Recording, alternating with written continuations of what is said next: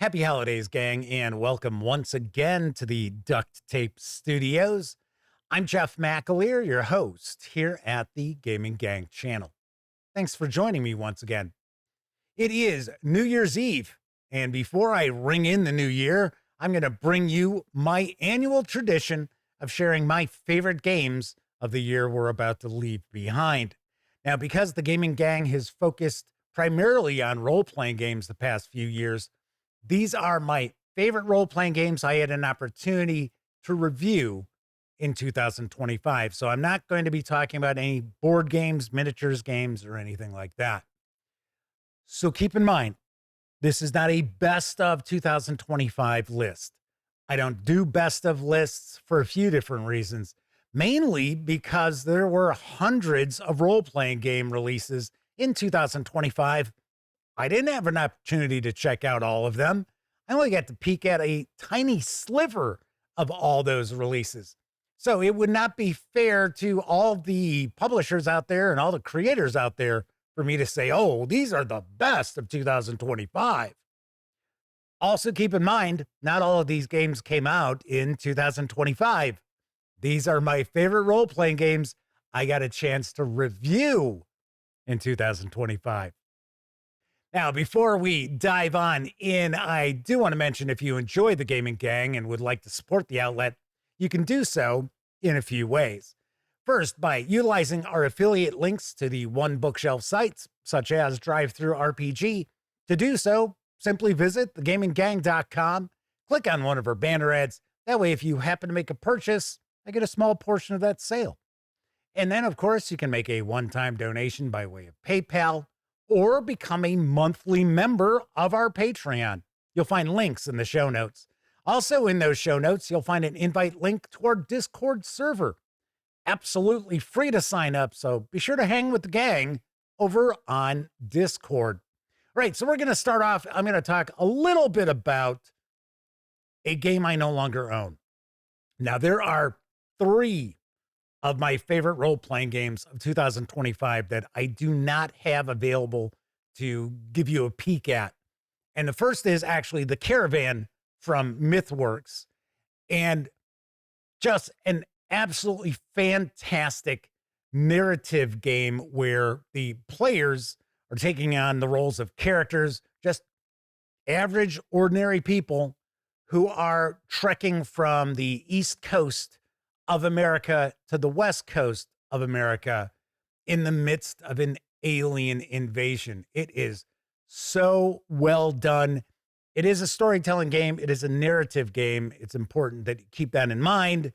And I no longer own it. So twice a year, I have a used game sale. It's really the main way that I finance the outlet, as well as have expenses to go to conventions that we cover. So it was one of the games that I knew after I reviewed it, it wasn't going to get to the table again with the gang. So I did offer it up in one of the used game sales, and it was scooped up immediately. But what a really cool game. I highly recommend it. In fact, I gave it a 10 out of 10. Now, mentioning that score, I also want to point out every one of my favorite role-playing games of 2025 happens to have gotten a score of 9 or higher on a scale of 0 to 10. So these are my absolute favorites. Now, there are going to be some of the role-playing games out there that you've seen my reviews of that I've really liked. Maybe they were an 8.5. They are not on this list, because if they were, we'd probably be here for, I don't know, 2 hours. And I'm sure you've got far, far better things to do on New Year's Eve or New Year's Day if you happen to watch this then, or really anytime in 2026. All right, so the first game that we are going to take a peek at that I do have, I've got stacks around me that I'm going to have to reach over to grab. It is the Castles and Crusades Reforged Edition from my friends over at Troll Lord Games. I'm going to show you the player's handbook, but the reality is all three of the main books. I don't want to say core books because you really only need two of them, the player's handbook as well as Monsters and Treasure but there is a Castle Keeper's Guide. Castle Keeper is the game master in this case. And this is a revised edition of Castles and Crusades. This is not a new edition. It's important to point that out. This is not a new edition because everything has remained the same. Mechanically, nothing has changed. Now, presentation has been cleaned up a bit. There were some typos and grammatical errors that just seem to show up each and every print run. The vast majority of those are gone. So just fantastic looking books, nice production quality, solid paper stock throughout. I always promote Castles and Crusades by saying that if you are looking for an old school Renaissance experience, but you still want the modern mechanical style of a D20 game, then this is certainly one that you will want to take a peek at. A lot of people out there like to say this would have been 3rd edition Dungeons and Dragons if Gary Gygax had still been around with TSR. So that is fairly high praise, at least in my opinion. But really nicely done.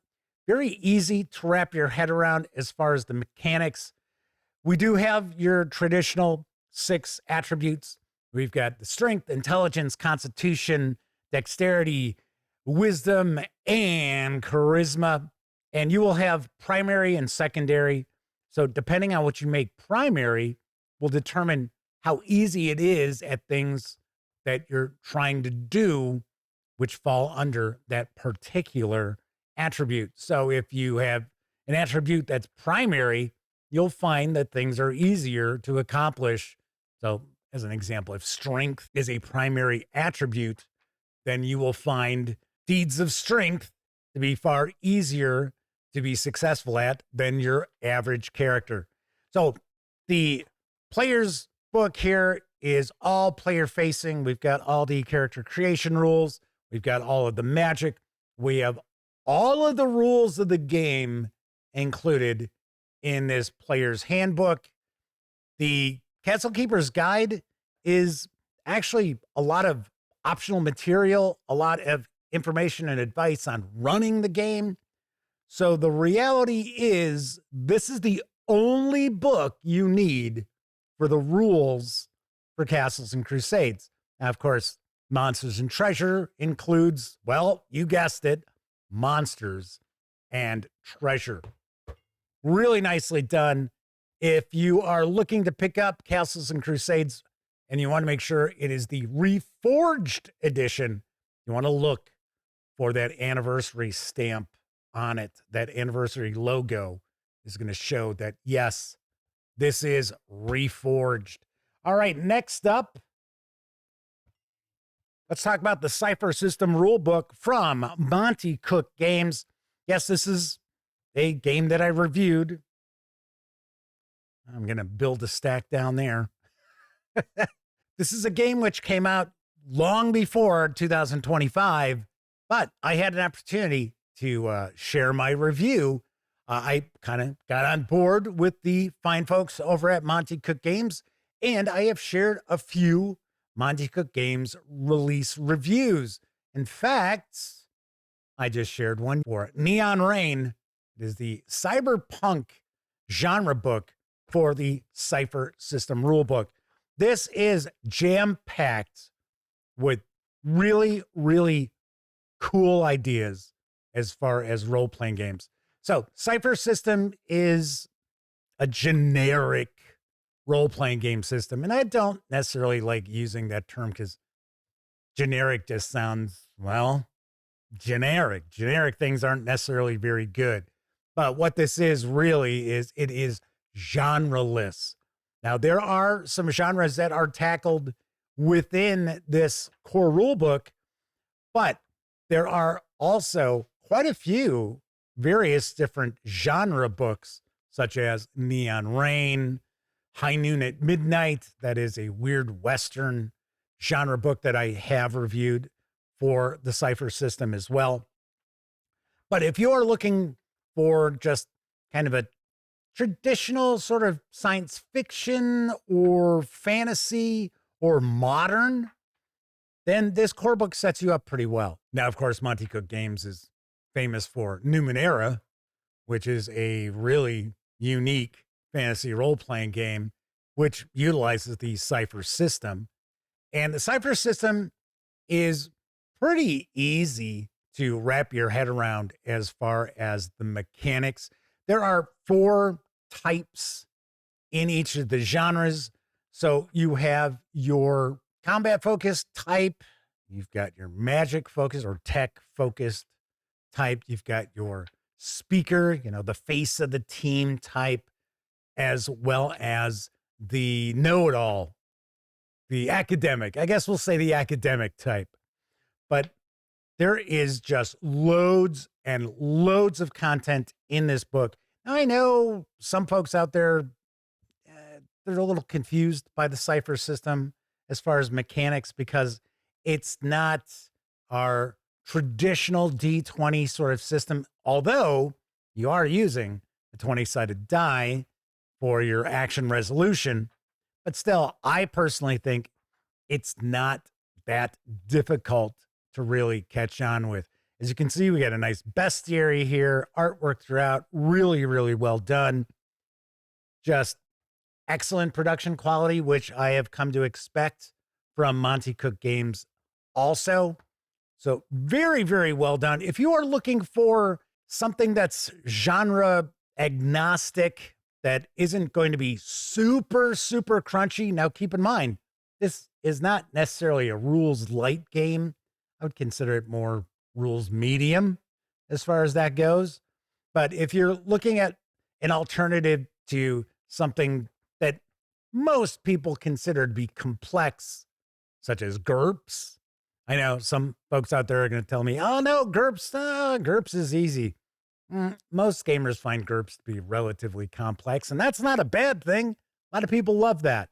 But if you are looking for something that is going to be a core system that you can build upon and kind of play in a variety of different genres, but still use those core systems, Cipher System is something for you to take a peek at. Now, there was a very successful crowdfunding run for a new edition of Cipher System. It's going to be simply Cipher. As far as I understand, everything that's been released for a Cipher System will be backwards compatible for that. That's what I hear. So there you go. Cipher System from Monte Cook Games. I really dug this a ton. Now let's move on to something that just blew me away. It's Dolmenwood. Yes. The eagerly anticipated Dolmenwood finally came out in print towards the end of this year. And I have reviewed all 3 of the core books. Absolutely love them. This is the campaign book. This is my just absolute favorite. Dolmenwood is an old school inspired fantasy role-playing game, and it is very, very unique. Kudos to Gavin Norman, because he had released some Dolmenwood adventures in the past, but they were built for old school essentials, which is from Necrotic Gnome and Exalted Funeral, as is Dolmenwood. And Gavin Norman came to the decision that he was going to create an entire role-playing game built around that setting. And this is just top notch. This is fantastic. Got to say, there are literally, and I know how to use that word properly, years of adventuring just in this campaign book alone. This is wonderful. I will mention that some folks might see Dolmenwood and feel kind of overwhelmed by it because there is so much here. Gotta point out, you're not expected to be utilizing everything in this book. There are different regions which are going to be partial to certain sorts of adventure campaigns. That's what you want to focus on. We've got a huge hex crawl area here where not only do we get information about the hex, we'll actually see what's around it. And the way it's presented is one hex, which is next to the other, is going to be next to each other in the book also. So there are 3 volumes to Dolmenwood. You do need to have all 3 volumes in order to run Dolmenwood. So we do have the player book. We've got the game master book, or I should say referee campaign book, which is this. And then we also have the monster book. All of them are absolutely fantastic. This is one of my absolute favorite releases for 2025. As far as the production quality, just excellent. Really nice paper stock here. The ink just pops right off the page. Artwork throughout is really nicely done. We get kind of a mixture of what we consider to be kind of a traditional style of fantasy artwork, and then we get some really nice line art. This is an old school Renaissance inspired role-playing game. So if you are familiar with old school essentials, it's a little bit different mechanically, but for the most part, it's the same game. What's different are the various different species that are available. And if you're doing class and species separate, or species as class, race as class, you have those options available to you. But with Dolmenwood, this is species and class are separate. So there you go. Just taking a peek. We got adventuring. I mean, like I said, I was absolutely blown away by Dolmenwood. If you have any interest in kind of a dark fairy tale sort of fantasy setting that's got a real old school mentality, this is an absolute must own. All right, next up, I know some folks will not like to see this, but I gotta be honest, I really dug the Dungeon Master's Guide from Wizards of the Coast for what I like to refer to as new, not new, Dungeons and Dragons, otherwise known as Dungeons and Dragons 2024.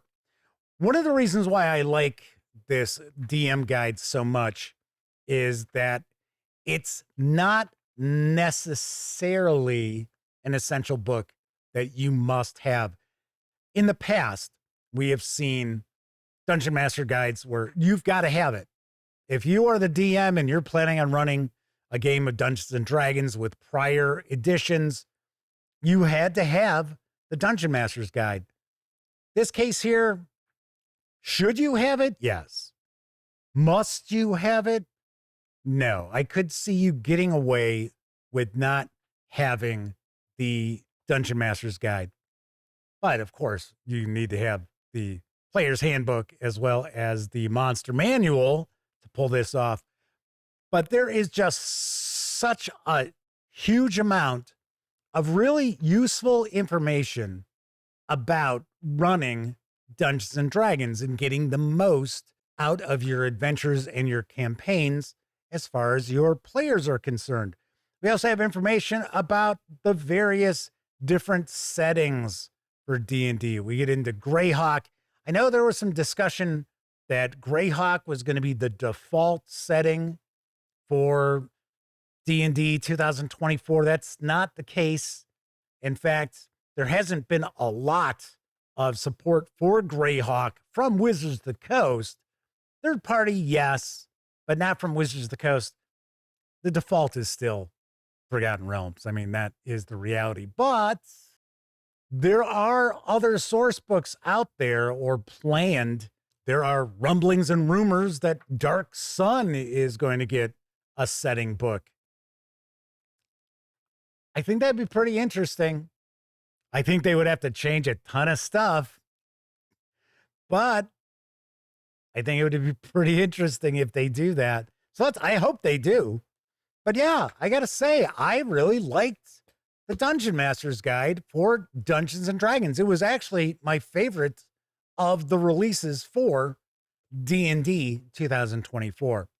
All right, moving along, something that is I guess we'll say D&D adjacent, is the Labyrinth World Book from Kobold Press.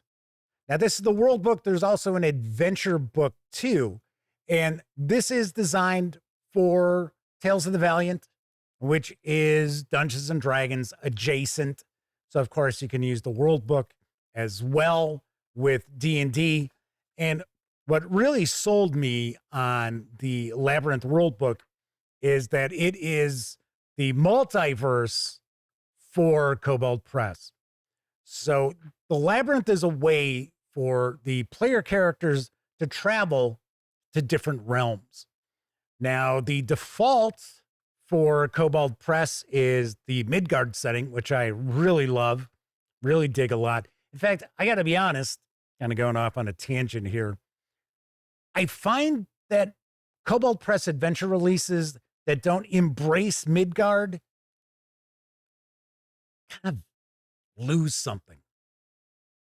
Something I'm going to mention in an upcoming review for a Kobold Press release. But I think when Kobold Press sticks with the Midgard setting as opposed to trying to just release like generic kind of fantasy adventures that you could plug in to Forgotten Realms and things like that, I think their adventures do suffer a little bit. But as far as the Labyrinth World Book, a lot of cool places for your player characters to go. We have new magic items. We have a bestiary. We've got new spells. So really, really well done. And of course, I love the Kobold Press artwork. I know some folks out there, they feel Kobold Press artwork is a little too static. I don't know. I like it. I think it's really well done. And I'll tell you one thing, the artwork tends to be very uniform. So you don't find yourself flipping through the book and then all of a sudden it's like, where the hell did that come from? How did they include that? Really never see something like that. So really nicely done. This is one of my favorite releases from Kobold Press in 2025. Yes, this did come out in 2025. I've got more Kobold Press we'll be talking about in just a bit. Another release that absolutely blew me away, and this is another from Exalted Funeral. This time it's from Star and Flame Games and Exalted Funeral, is Land of Eam. Another just wonderfully original fantasy setting. Now, Land of Eam is also old school inspired. And as you look through the artwork, as we kind of flip on through this, you might have the feeling that, oh, yeah, okay, so this is for kids, right? This is an introductory role-playing game to get the young ones into the hobby. No, not at all. Not at all. This has got kind of a dark fairy tale vibe to the proceedings, which I am always a huge fan of. So don't let the artwork fool you. Now, I have heard people say that this is like a mashup between Lord of the Rings and the Muppets and Dungeons and Dragons. I could see that. I could certainly see that. But this is simply the campaign book we're taking a peek at here. This comes in a spectacular slipcase set, which includes the player book, campaign book, the bestiary. We also have a box with additional like meeples and dice and things like that. Just top notch, just excellent. This, I gave it 10 out of 10. I absolutely adore Land of Eam. And one of the things that I was really pleasantly surprised by is just how much of an old school influence this shows. Even though it utilizes a D12 as its core mechanic, and mechanically it's not similar to D&D or AD&D, but its theme, the way it approaches role-playing is very, very old school. This is another campaign book that at first glance might look like there's just too much in here, that game masters will feel overwhelmed, do not worry.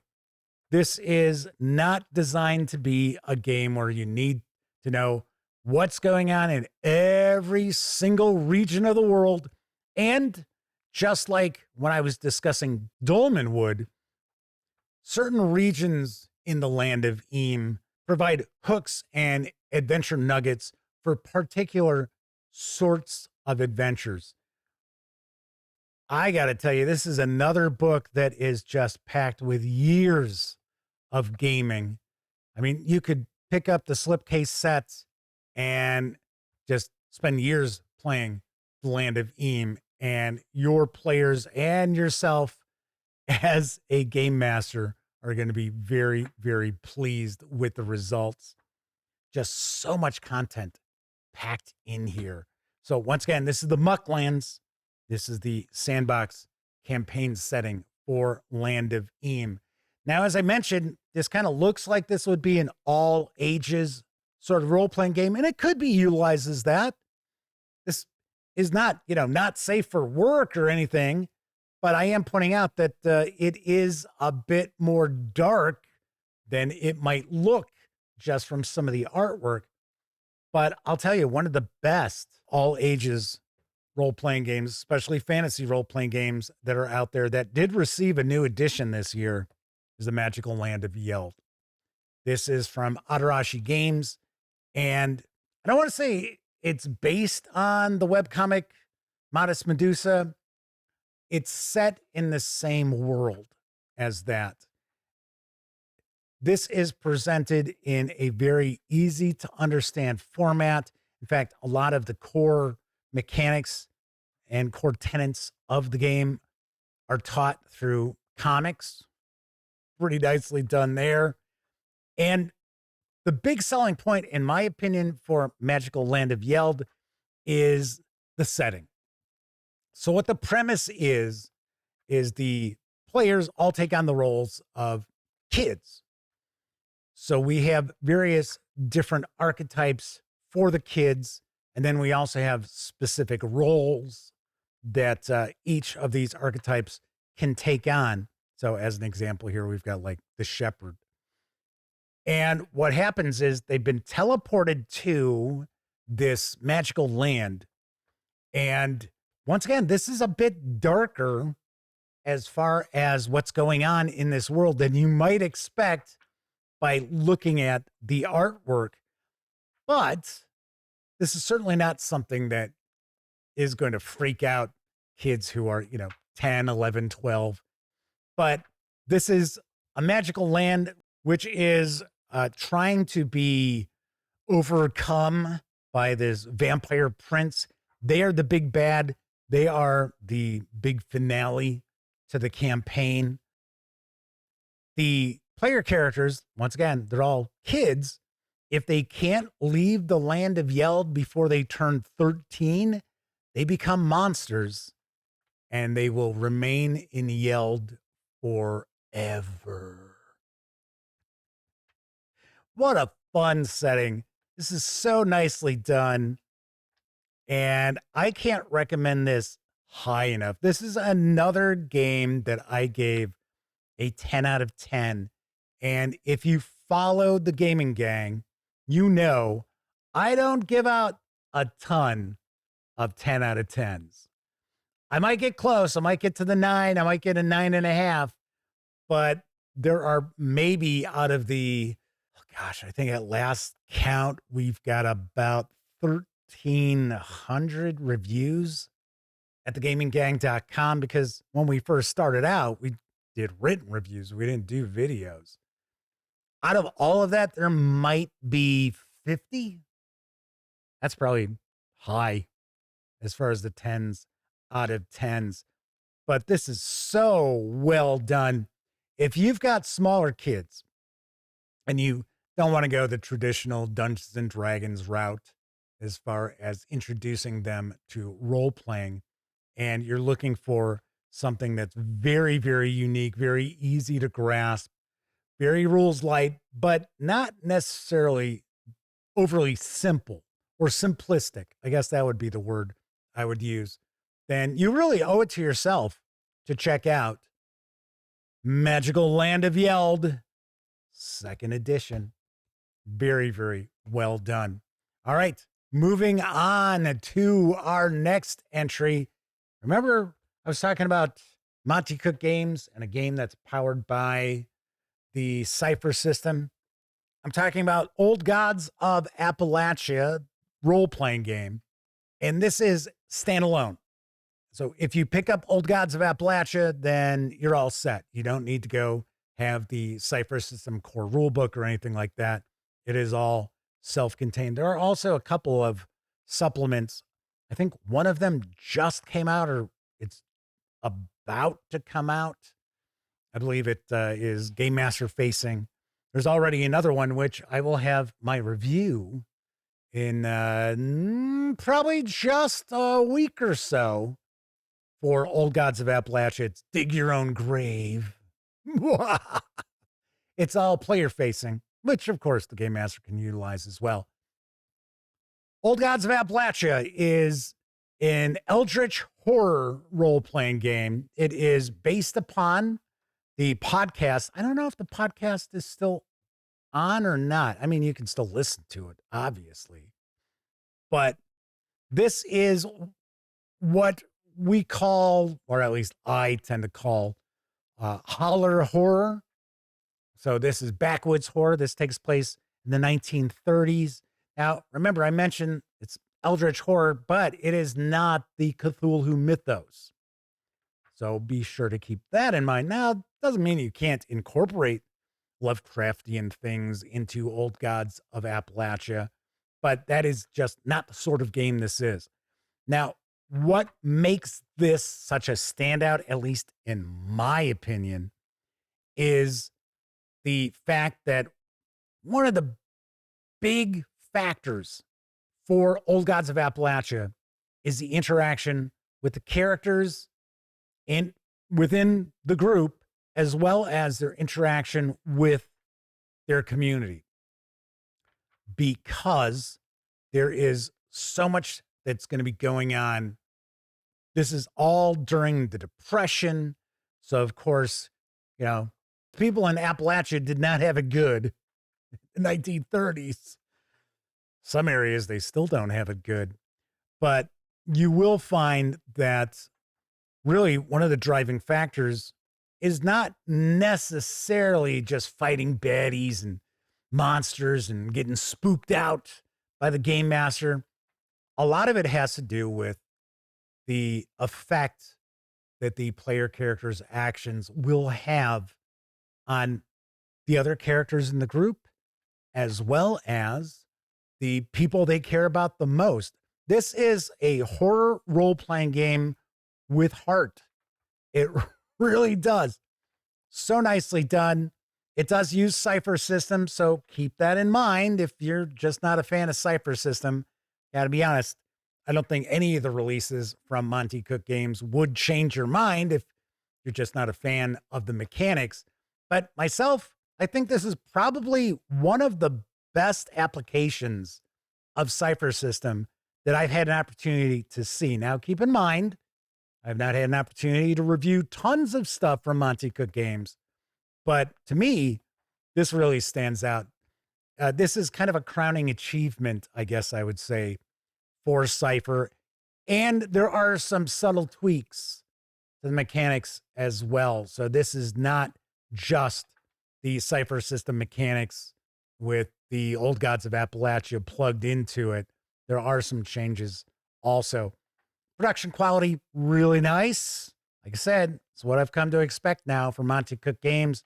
Very cool artwork. There is some really creepy artwork in here as well. So maybe don't be reading through this before you go to bed at night. Ooh. But yes, Old Gods of Appalachia role-playing game. One of my absolute favorites for 2025. Let's return to my friends over at Kobold Press, because we have got the old Margreve, and this is a setting and adventure book for both Tales of the Valiant and Dungeons and Dragons. Now, this is I guess we'll say, revised edition of a previous book. So there is content in here. While it's been tweaked and expanded, you may have seen previously. So the Old Margreve is this ancient forest, which kind of has its own specific vibe to it. And it's very possible, depending on how you want to run your campaign, that it also has a consciousness to it, that maybe it looks to aid the player characters, maybe it looks to harm the player characters. So this has another really cool kind of fairy tale vibe to the proceedings. I think if you followed the Gaming Gang, you already know that dark fairy tale fantasy role playing is something that I have a very, very soft spot for. So, of no doubt. So we're going to get to a bunch of information about the region. We will also get some new species, some new heritages. Every one of the traditional character classes gets a tweak. So we've got that. We have new spells. But I think the big selling point, at least in my opinion, for the Old Margreve are the 10 adventures. And if you want, you can tie these together to make a bit of a loosely connected campaign. But once again, this is an adventure book that really does lean into Midgard. That's why we've got Midgard right on the front. And one of my all-time favorite fantasy settings is Midgard. You might want to check out my review of I want to say it's the World Book, Midgard World Book. Absolutely love it. So once again, we got cool artwork, or at least artwork that I dig, and 10 very unique, very interesting adventures for your characters to explore. Very, very nicely done. And I highly recommend the Old Margreve. If you are running a D&D campaign, or if you're maybe running a game that's 5e adjacent, such as Tales of the Valiant, right? You really should take a peek at this, especially if you like, kind of dark fairy tale forests and things like that. I think you will absolutely dig the Old Margreve from Kobold Press. All right, moving right along, we've got our first entry from Free League Publishing. I have to say, there are quite a few Free League Publishing and Cubicle 7 games reviews that are on the very near horizon. I did not have an opportunity to finish them up and get them out this past month or so. In fact, I'm actually in the midst of the Gaming Gang 12 days of reviews. So from Christmas Day on, I am sharing a brand new review. So there is a brand new review today for you to check out alongside my favorites of 2025. Next year, you are going to see early on some reviews for more of the Free League Publishing releases, such as like Alien, the role-playing game, Evolved Edition, as well as some Cubicle 7 games stuff. So this is Realms of the Three Rings. For the One Ring, there is also a book for Lord of the Rings role-playing. Off the top of my head, I do not recall the title to it. So it's got the same content, just statted for Lord of the Rings role-playing. So this is statted for the One Ring. And this focuses on the realms of the elves. So, of course, there are 3 major settlements of elves in Middle-earth. We go into detail about those. And, of course, each of those settlements, someone possesses one of the rings of power. So that information's in here as well. I will say this is not specifically an adventure book, although we get a good number of adventure locations, which will give us breakdowns, will give us different stat blocks of monsters and things like that that's going on.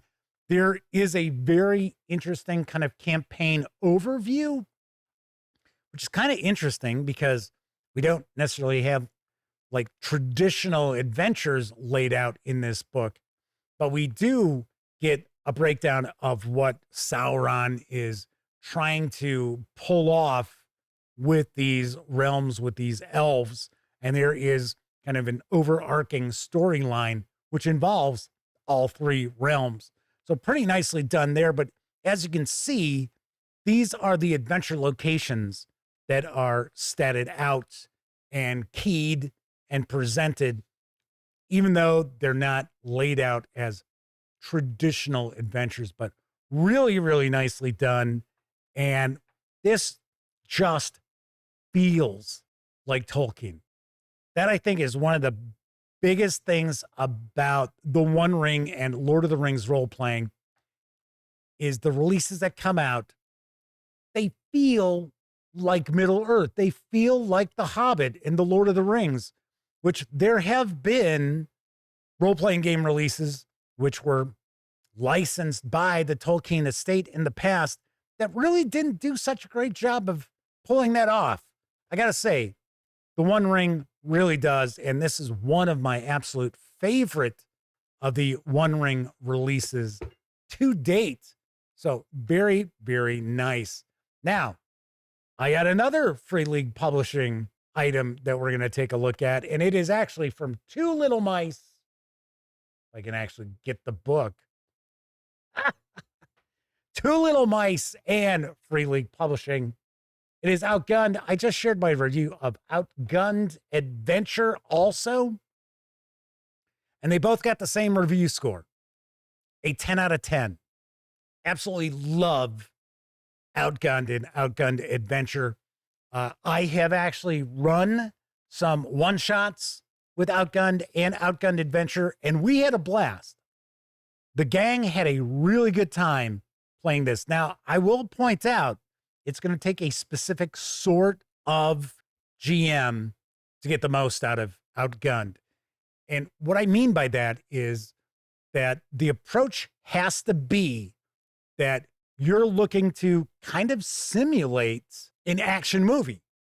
So Outgunned itself, it's themed towards movies like Die Hard and John Wick, you know, big, explosive action spectaculars, right?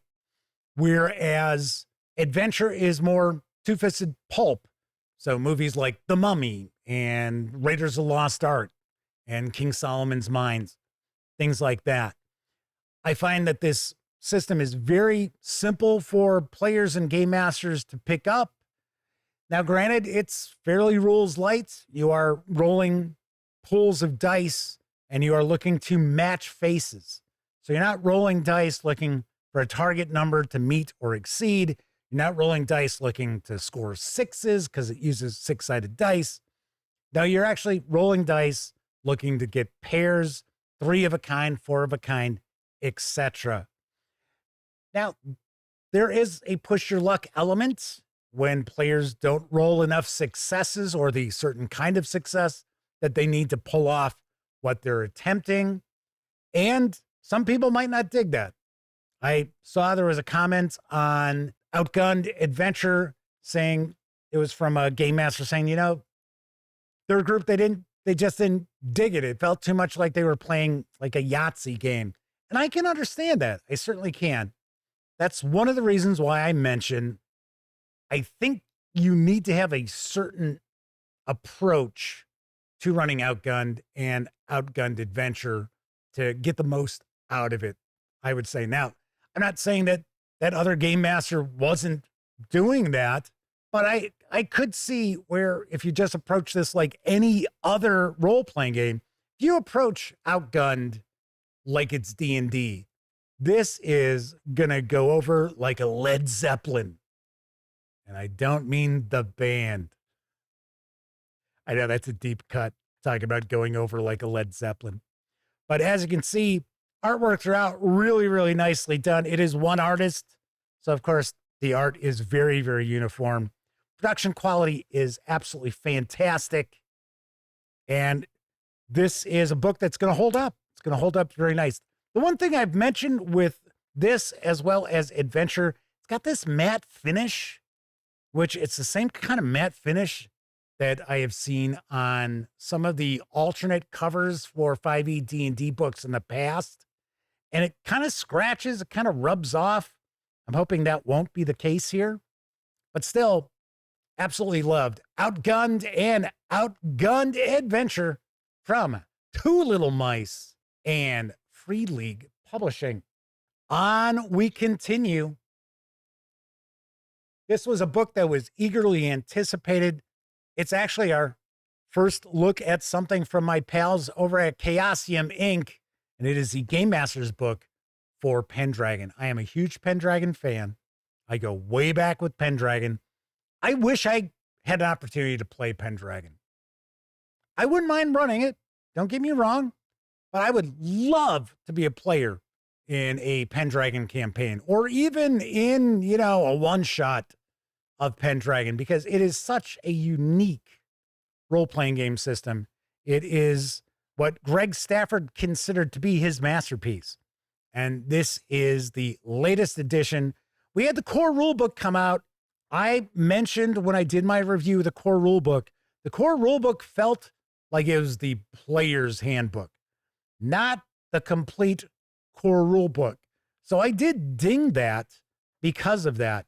Now, as far as the Game Master's book, man, this is really, really nicely done. Now, I know there are folks out there who are not keen on the fact that you can have women knights. I don't mind it. It doesn't really bother me because, people are like, oh, it's not historically accurate. Okay, well, come on. Merlin the magician, did he really exist? I mean, was he really casting spells, right? Morgan Le Fay? So when people start talking about, well, that's not historically accurate, I find that kind of silly. Although the reality is, in Pendragon, they do aim to keep this relatively accurate to the time period, even though, you do have magic and things like that. But the player characters do not play magicians. They don't play wizards or anything like that. They are knights. That is the only occupation that is available to them. And I think that's just absolutely fine. So really, really well done. One of the standout sections of the Game Master's Handbook is the mass combat. That is something that is really, really tricky to pull off in role-playing games. I think Chaosium Inc., and of course, obviously, Greg Stafford and Jeff Richard, because I know Jeff Richard has worked on this as well, just like I think he has. Hang on. I don't want to be giving people credit who don't have credit coming to him. There you go. Right. Creative director, Jeff Richard. Because I know he works on RuneQuest too. So I was like, I don't want to be sitting there, hold on, wait. Jeff Richard had nothing to do with this. No, I thought, I was 90% positive he did have quite a bit to do with this edition. So we got bestiary. I love the information about religion because we have really different religions that the knights can believe in. They could be pagans. They could be Christians. They can be Muslims. So, and then we get some scenarios. They are not full-fledged like adventure campaigns or anything like that, but get you started. And of course, we are awaiting the Great Pendragon campaign for this edition of Pendragon. And when that comes out, I'm hoping it blows my mind because it is possibly one of the greatest role-playing game campaigns ever concocted. And that's saying a lot. So hopefully we get to see that sometime this year. All right, next up, I've got another book from Chaosium Inc.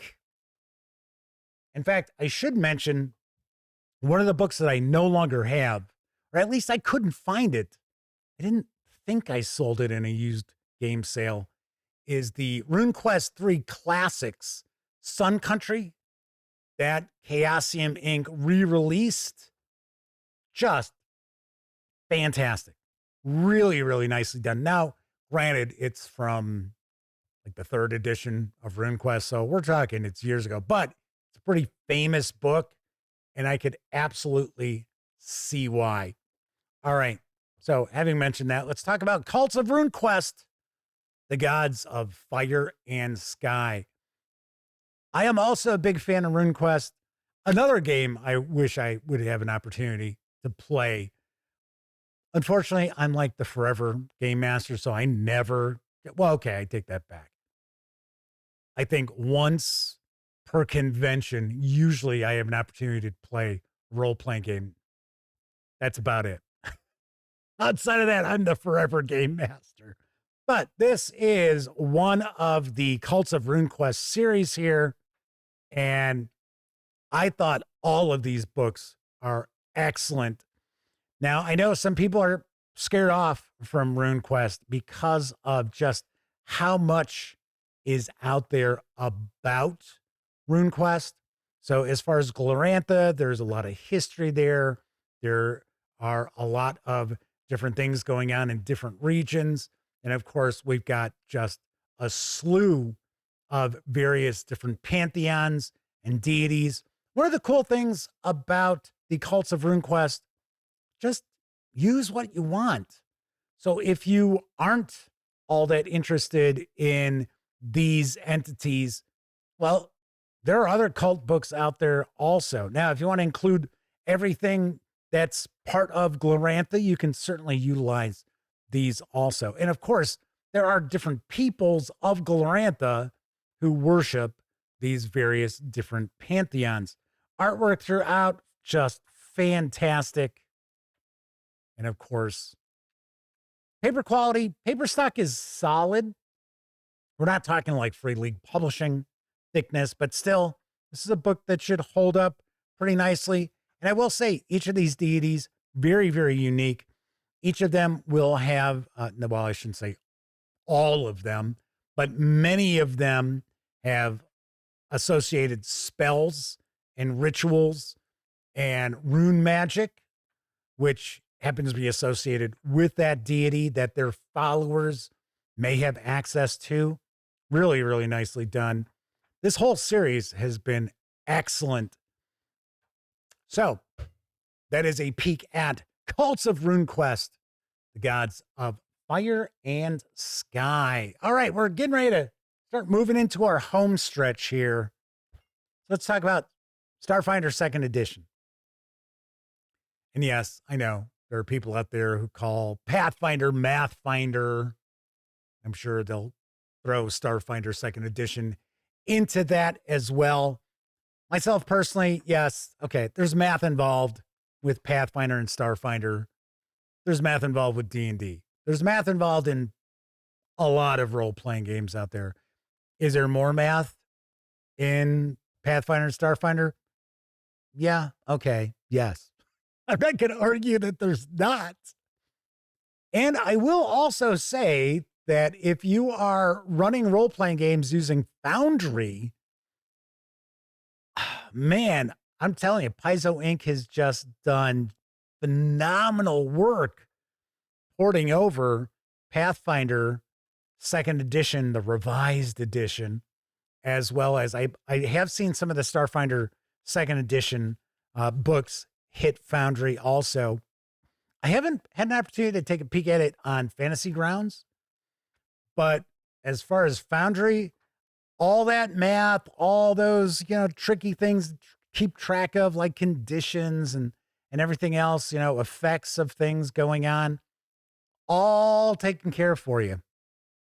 Now, one of the big selling points for Starfinder 2nd Edition is now it is compatible with Pathfinder. There are some small, I don't want to say exceptions, but like an example, with combat in Starfinder 2nd Edition, the player characters are going to be utilizing items that are a bit more powerful usually than you would find in Pathfinder, but you can now have Starfinder second edition characters in Pathfinder. You can have Pathfinder characters in Starfinder. You could, with a bit of tweaking, actually utilize Pathfinder Adventures with the Starfinder second edition rules and vice versa. Now, I'm not saying it's going to be a smooth transition to do that. It would take a little converting, but not a ton. And I got to say, if you are looking for a science fantasy role-playing game, because that's what Starfinder is. You know, you've got goblins, right? You've got goblins in space. You got elves in space, dwarves in space, all of that. So this is science fantasy, and it tends to be far more space operatic than like hard science fiction or like cyberpunk. Although reality is you can do a lot of science fiction genres with Starfinder second edition. It just is science fantasy at its default. But what I found previously, which I'm sure we will see not too far down the line with Starfinder second edition, is just the sheer amount of customization for the player characters. I would tell people all the time, out of all the role-playing games that I'm familiar with or well-versed in, I guess we'll say, or at least versed in, that I found that Starfinder first edition had by far the most as far as the options available for player characters. And I'm sure that will also be the case shortly with Starfinder second edition. I think, in my opinion, that is a huge selling point because effectively you can put together the sort of character you want to play in Starfinder second edition. You don't really have to cut corners or have to sit there and make compromises for the sort of character you want to play. Even with what's been released already, you have got lots and lots at your fingertips. Production quality, solid. I got to say, out of the publishers that I tackle quite often, I think Paizo Inc. probably has the lightest paper stock out there. I've never had a Pathfinder or a Starfinder book fall apart on me, but I don't think that these books hold up to the same repeated use as, say, a Free League Publishing book would, or even in many cases, Exalted Funeral. But that's not saying it's bad production quality. I'm just saying that it's not top of the line production quality. But really, really dug Starfinder second edition. This is the player core. Moving right along, let's go back to the OSR with something I felt was an absolute standout as far as the old school Renaissance, and that is Tales of Argosa. What an absolute blast this game is.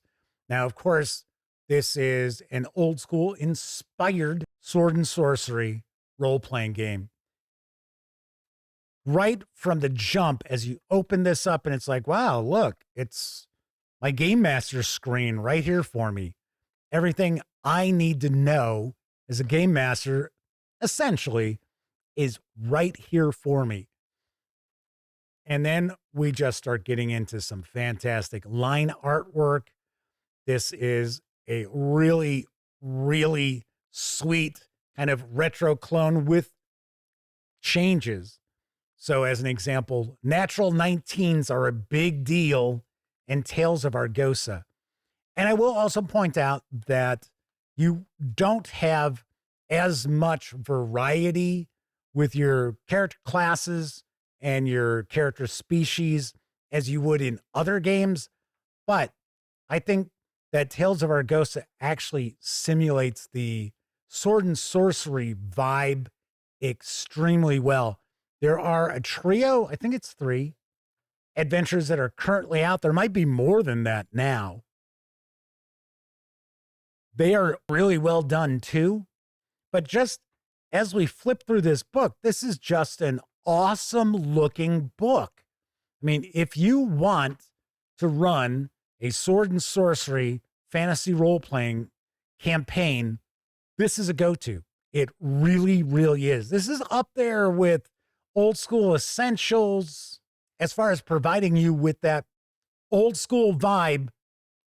But this also has kind of a modern feel to it as well. This is not just your typical fantasy heartbreaker retro clone by any stretch of the imagination.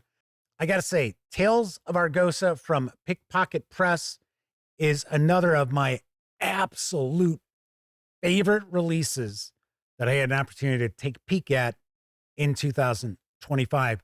And I should also mention everything you need to play as a player and a game master is all right here in this book. So you've got all the player facing info. You got all the game master facing info.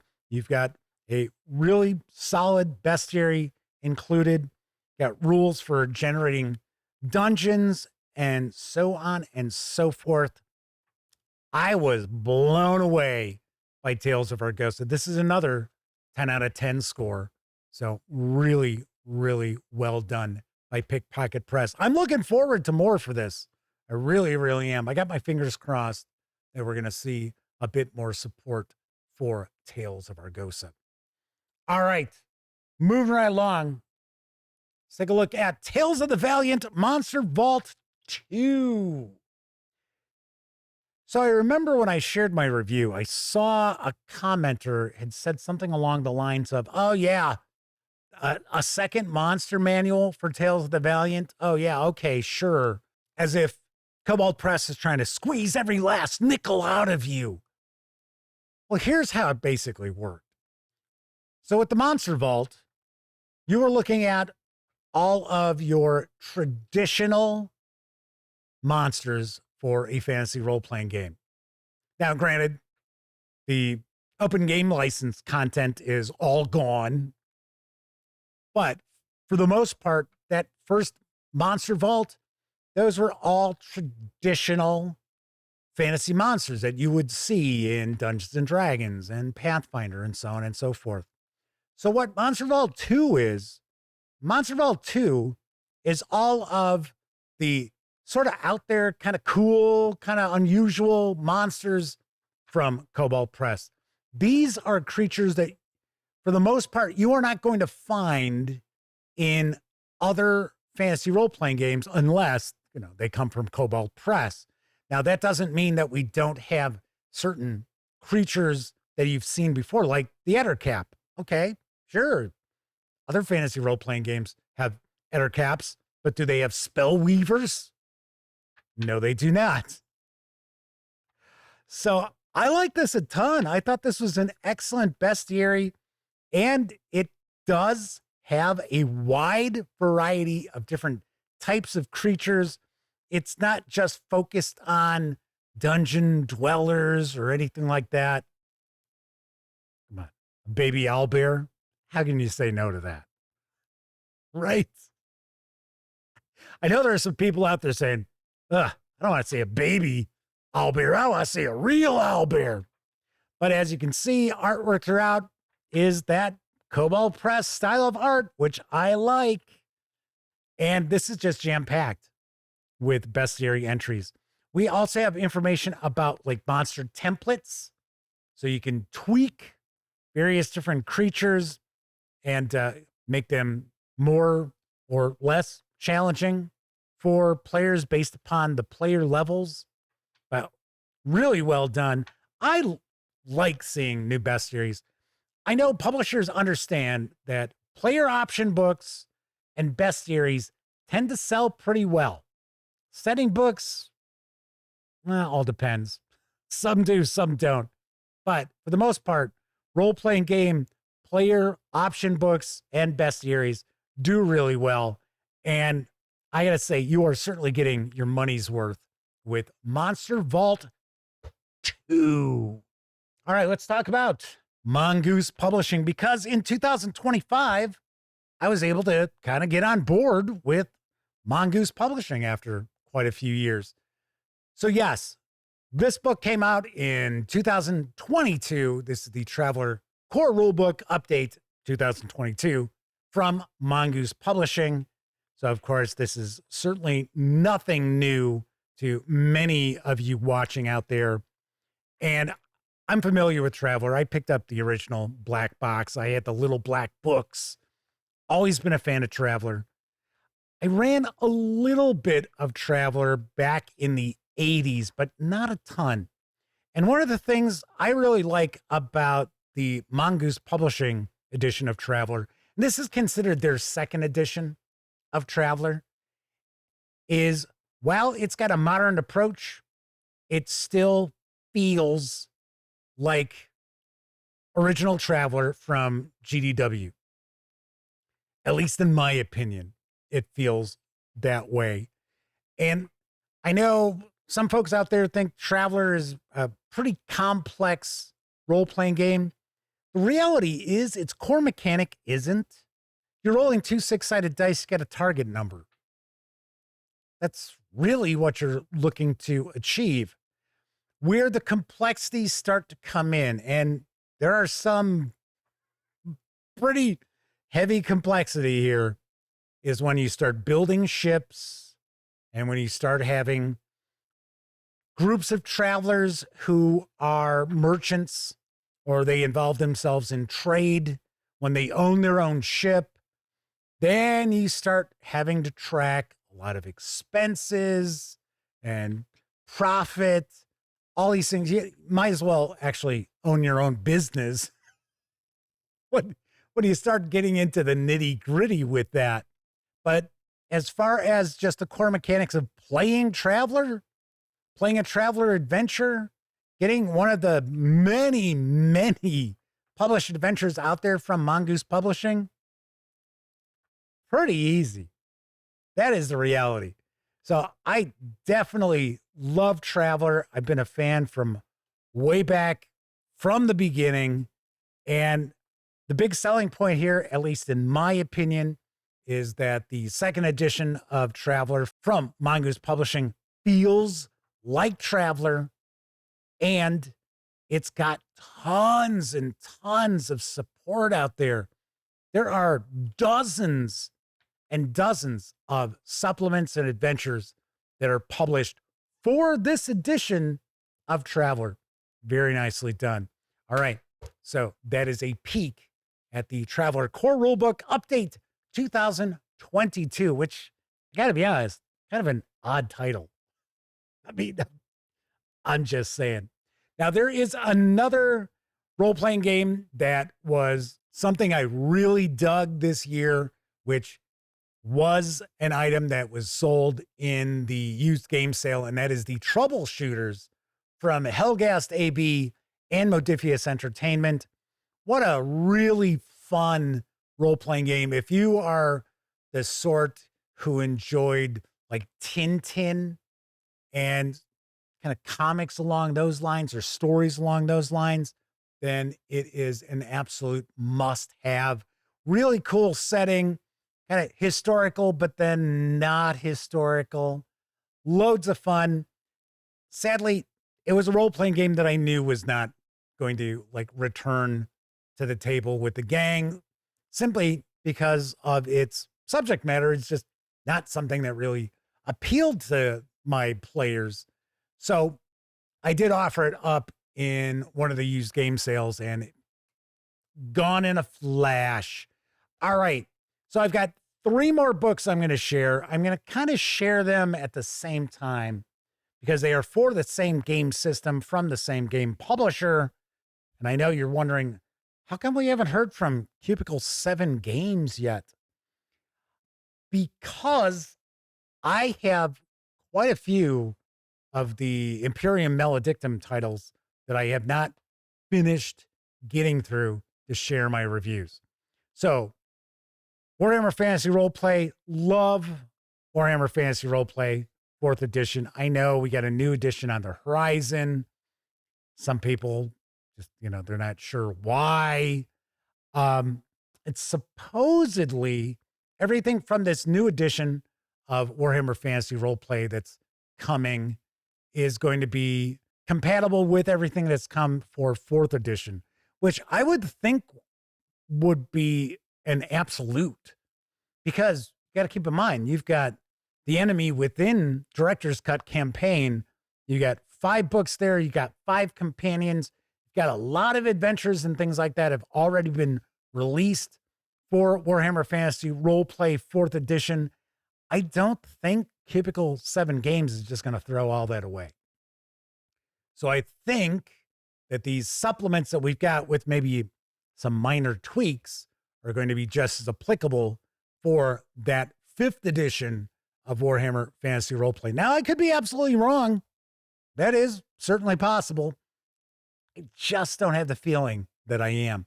So we got 3 books. We got Tribes and Tribulations, which is going to focus on the greenskins. So we got a book that's all about orcs and goblins, ogres, trolls. So we get stat blocks. We get example gangs. Really nicely done. Very, very cool. We get some example encounters. So here, as an example, here's the Wolf Boys. So this is one of the gangs. And of course, production quality, very, very nice. It's got really solid paper stock. We're going to get a bestiary. We're going to get our stat blocks. We've got some new green skin spells. Very, very cool. So keep in mind, this is not a book for players to take on the roles of greenskins. This is just providing more information for the game master to utilize as far as using trolls and ogres and, more importantly, probably goblins and orcs in the old world. Then we've got Deft Steps and Light Fingers.